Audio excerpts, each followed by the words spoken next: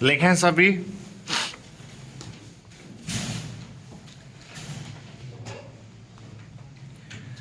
उपाध्यक्ष महोदय, तब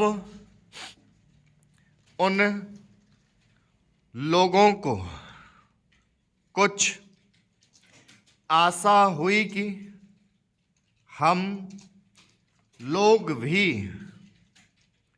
उसी तरह चल सकते हैं जिस तरह से पहले चल रहे थे, लेकिन अभी हाल में जो चुनाव हुआ उससे देश के धनिकों के मन में बड़ा संदेह पैदा हुआ कि इस चुनाव के बाद उनकी स्थिति वैसी नहीं रहेगी जो अब तक चली आती रही है।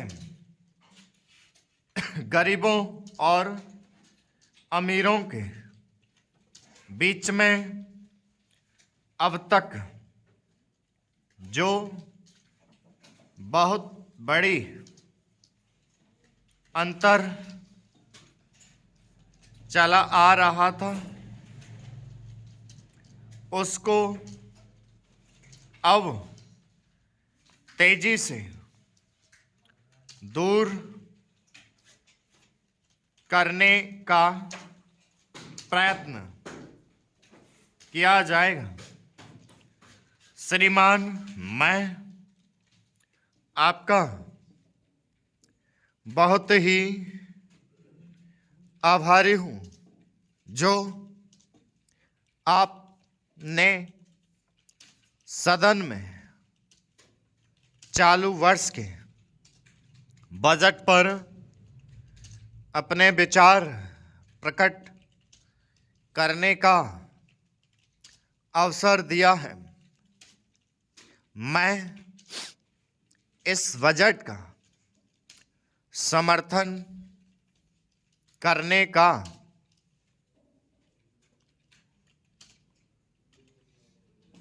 महत्व समझता हूँ।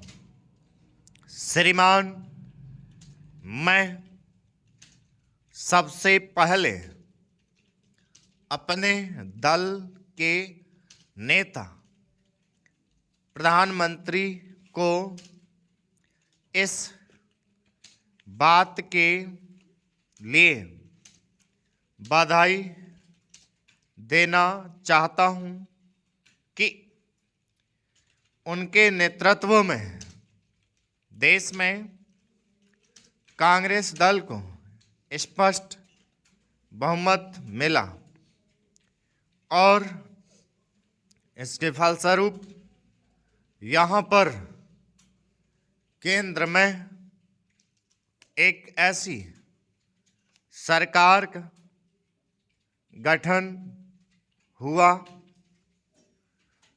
जो कि देश में वास्तव में समाजवाद लाना चाहती है।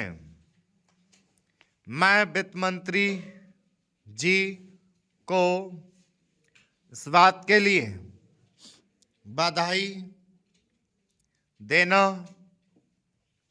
चाहता हूं कि लोकसभा के मध्यावधि चुनाव में जनता द्वारा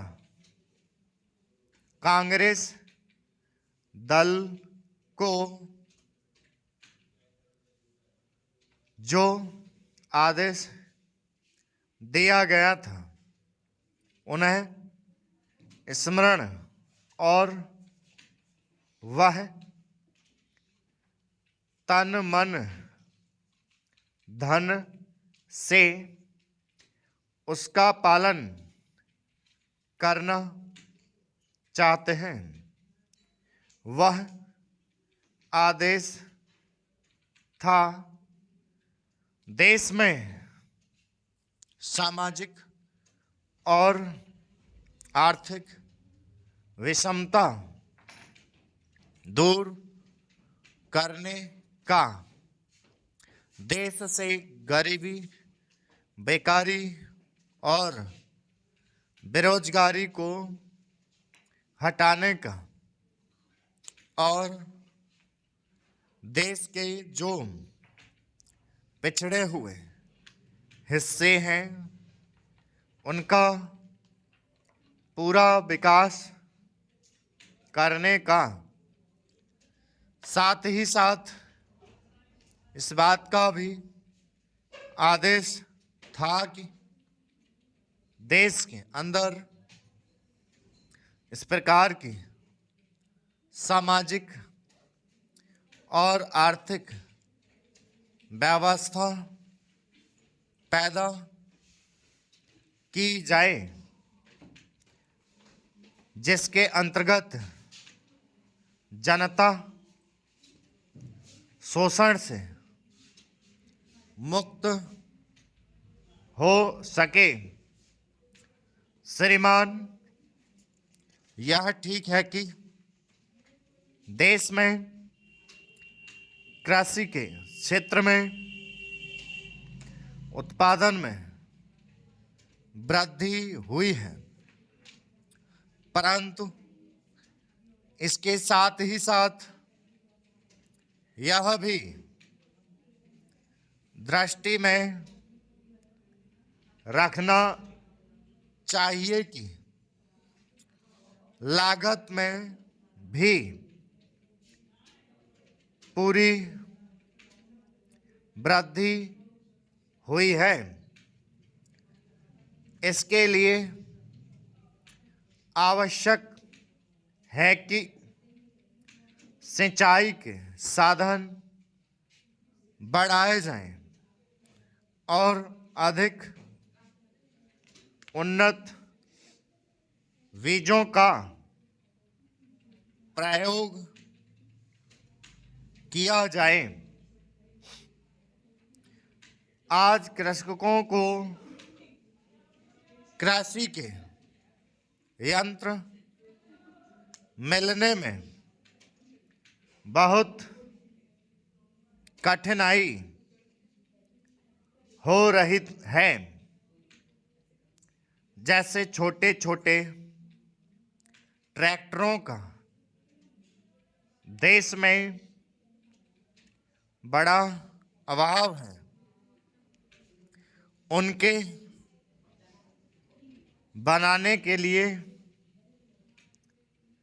शीघ्र नए कारखाने खोले जाएं, जिससे कृषकों को जल्द से जल्द ट्रैक्टर मिल सकें। देश तभी प्रगति करेगा। हमारा ऐसा विश्वास है। स्टॉप।